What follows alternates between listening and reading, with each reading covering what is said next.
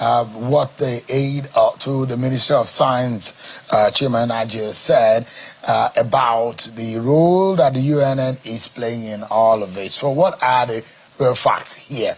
There are a lot of civil society organizations that are weighed in on this, and there seems to be some quiet and silence from the presidency and the federal government on this matter. Let's speak with a lawyer and a right activist, Mr. Enibehi Efieong. He's live from our Lagos studio to speak on this matter. Mr. Efieong, thanks so much indeed for joining us tonight. What do you think? There is an FOI request, there's a response from the UNN, but the records are totally confusing. And there are those who are saying the minister may have failed a particular course in school, and leading to the fact that they saw the pathway entering the school, but they never saw his exit or graduation from the school. That is what the records and the reporting from the University of Nigeria and Nsukka is telling us. What are your views on this? Good evening. Thank you for having me. Let me even start from the comments made by the gentleman, the aide of the minister. I listened to the press interview earlier. He said a couple of things, but there is one point that he did not make. Maybe I did not hear him. You can correct me, but I did not hear anywhere where the gentleman stated clearly or categorically that the Minister of Innovation, Science and Technology was issued with a Bachelor of Science degree in any course. All he said was that he graduated in 1985. What does that entail? If you say someone has graduated, are you saying the person has written all the courses, all the examinations, and has passed? Are you saying the person has convocated? Are you saying the person was issued with a certificate? I can speak to you today as the legal practitioner, not because I was admitted into the University of Uyo to study law. No. Not because I undertook several courses in law. No. Not even because I attended law courses, but because in addition to my admission, in addition to my attending courses, undertaking examinations and passing same, the university deemed me fit in character and learning and issued me with an LLB. The same for the Nigerian Law School, which I attended.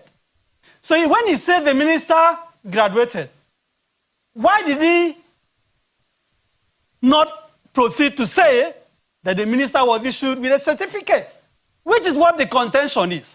Now let us even go to what the issues are. What is not disputed is that Mr. Uche Naji indeed was offered admission by the University of Nigeria in Nsukka. His matriculation number 1981 30725. These facts have been stated by the Vice Chancellor of the university. The question is, did he graduate? If the answer is in the affirmative, was he issued a certificate? Now, beyond even the Premium Times report, because they want to make this simply about, oh, Premium Times reported.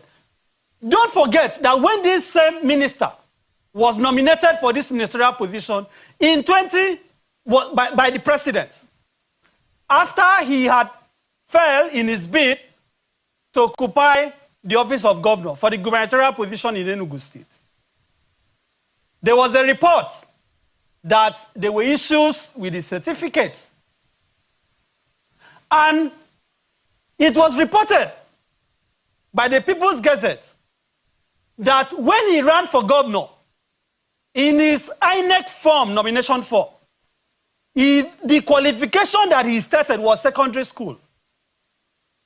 He never indicated, according to the People's Gazette, that he had a university degree or that he went through the NYSC.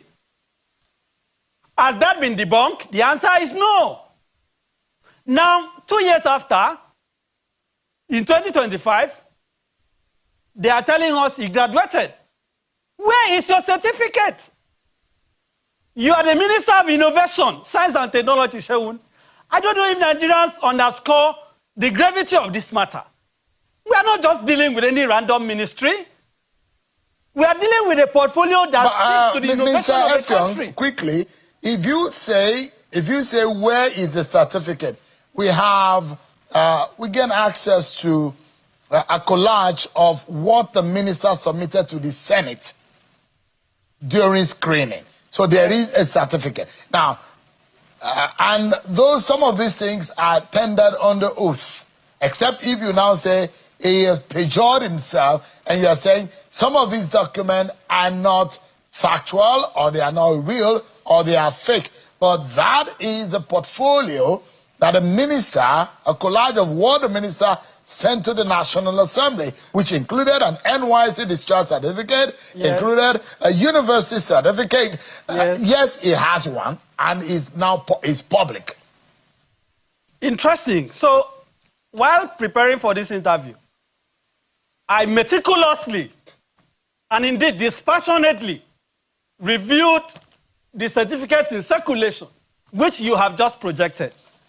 Sheun, let me start from the correspondence dated 2nd of October 2025, signed by Professor Simon Otwanya, a legal practitioner who is the Vice Chancellor of the University of Nigeria, Nsukka.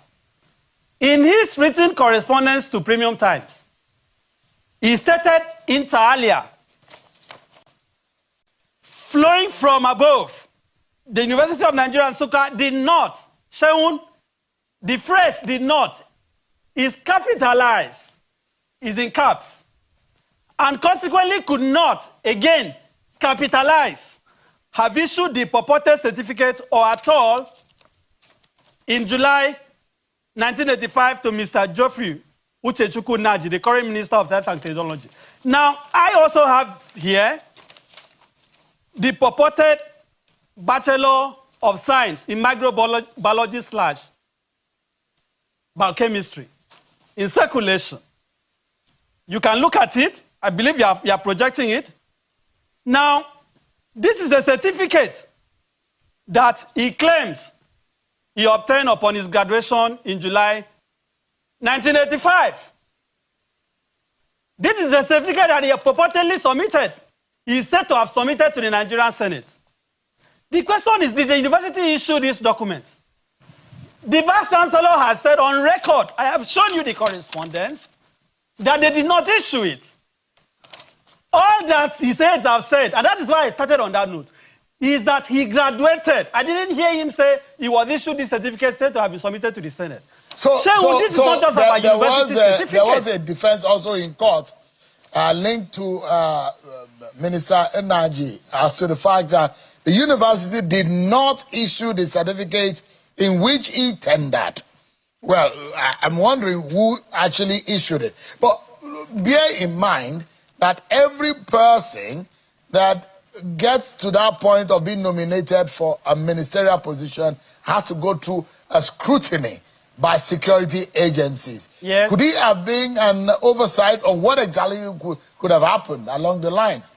So I will quickly answer your question. All of that. I will answer your, but please permit me, because in answering that, to also introduce that of the NYSC. Because the minister also, according to correspondence he said to have submitted to the Senate, he said he went through the NYSC. Now, I have here the certificate of national service, said that purportedly speaks to his attendance or participation in the NYSC scheme. Sheun, if you look at the document dated 15 May 1986, it is said to have been signed by a designation national director. The investigation has now unraveled that the signature of the purported national director is the one of one Colonel Brimo, Animation Brimo. Now, as at the time that the minister claimed he enrolled for the NYSC, in 1985, the person who ought to have signed this document was not Colonel Animation Brimo. not, but Colonel Edet Akpan. Now, guess what? Even the number on the certificate, it has the digits of certificates issued within that period. They are without alphabet. His own starts with an A. That is not the end of the matter, Sheun. By these same documents, it purports that he enrolled for the NYSC 3 months before his purported graduation from University of Nigeria, Nsukka in July 1985. Now, how did all this escape the scrutiny of the Nigerian State Security Service? Sheun, as I speak to you, the State Security Service has maintained a conspiratorial silence, conspiracy. Now, Premium Times has also stated, as corroborated by People's Gazette, that when his name was submitted for screening, the NYSC had flagged this purported document and distanced itself that they cannot speak to the genuineness of same. How come that the Nigerian Senate cleared him, allowed him to become a minister? If he actually participated in the NYSC, I participated. I serve in the Ministry of Justice, Ondo State. You can walk into the ministry today. You can go to the NYSC today. You can see pictures that I give me a moment. Just give me a moment, please. We need to go on another break. But when we return, I'd like to know, for a benefit of the doubt, maybe the minister could just come out and explain himself. He would have classmates, he would have people he graduated, maybe pictures of his graduation. It's important to clear the air. The presidency is not talking about. This is a big slap, isn't it? Because we've seen this in the past. How come people rise to this position with fraudulent certificate, allegedly, at the moment, until these things are clear? We'll go on a break, and when we return, our final and closing moment with Barrister Efieong. Thanks so much, everyone. We're totally out of time. Let's allow Mr. Enibehi Efieong to give us his closing thought on this matter, just in about 30 seconds. What do you think as a nation or as the presidency, the government of the day, how should this be handled? It's going to be a total shame if this comes to all truth. This minister must be immediately suspended. Pending conclusion of investigation, he must be referred to a law. He has to surrender himself tomorrow morning to the police for investigation for forgery. Otherwise, they will be telling Nigerians that we are running a government of certificate forgers, that we are running a government of criminality. The allegations remain allegations, but the government must show willingness to investigate it. The government must show willingness to address it. We cannot have a minister of innovation whose innovation is now being linked to alleged certificate forgery. A minister of technology whose technological skill is being now purportedly attributed to forgery. So this is an embarrassment on our country. And President Tinubu has an opportunity to tell Nigerians that it's not running a cartel, that this is truly a government that cares about the law. Thank you so much for your thoughts.